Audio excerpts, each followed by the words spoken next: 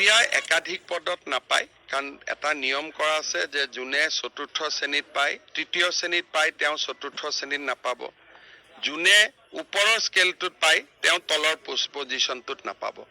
গতিকে এইবাৰ যাতে তেনেকুৱা ধৰণৰ ডাবল কেণ্ডিডেট নহয়, তাৰ বাবে এইবাৰ বহুতখিনি ব্যৱস্থা গ্ৰহণ কৰা হৈছে। এইবাৰ কেণ্ডিডেট লাভ হয়, নহ'লে 1-1.5 হাজাৰ ল'ৰা ছোৱালীয়ে ডাবল পায়। লাষ্টত কোনোবাই যদি ডাবল পায়, আমি আৰু এটা চিন্তা কৰি আছো যে একেটা পোষ্টত দুটা হ'লে লটাৰী দি এটা কৰি দিম। বহি নিৰীক্ষণটো কম্পিউটাৰেদি কৰিব, কিন্তু যেতিয়া বহি নিৰীক্ষণ হ'ব তেতিয়া অসমৰ 6জন বা 7জন শিক্ষাবিদ এক্সটাৰ্নেল ইভালুৱেটৰ হিচাপে তাত উপস্থিত থাকিব। ভাৰতৰ অইন ঠাইত নাই, ভাৰতৰ অইন ঠাইতটো লুকাই লুকাই কৰে।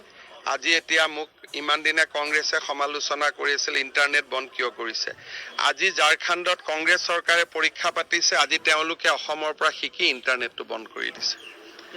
যোৱাকালিলৈকে যি কংগ্ৰেছ দলে সমালোচনা কৰি আছিল ইণ্টাৰনেট কিয় বন্ধ কৰিছে, আজি ঝাৰখণ্ডত কংগ্ৰেছ চৰকাৰে অসমৰ পৰা শিকি পৰীক্ষা হৈ থকা সময়ছোৱাত ইণ্টাৰনেট বন্ধ কৰিছে। তাৰমানে অসমে আজি দেশক ৰাস্তা দেখুৱাই আছে। মহিলাৰ চেকিঙো হ'ব, মহিলাৰ চেকিং নহ'লে মহিলাই যদি কাগজ লৈ আহে কেনেকে হ'ব। গতিকে এয়াৰপৰ্টত যেনেকে চেকিং কৰে, সুধি লয়, পাৰ্মিশ্যন লয়, লৈ পেলাই চেক কৰিব। চেক নকৰিলে পৰীক্ষা কেনেকে হ'ব। এইটো যদি মহিলা বুলি মহিলাক চেক নকৰোঁ, কালি পৰহি ল'ৰাবিলাকে ক'ব যে ছোৱালীবিলাকে ছোৱালীক চেক নকৰিলে, ল'ৰাক কিয় চেক কৰিছে। সেইকাৰণে আমি ছোৱালীজনীক সুধি ল'ম যে আপোনাক আমি চেক কৰিম, আপোনাৰ আপত্তি আছে নেকি।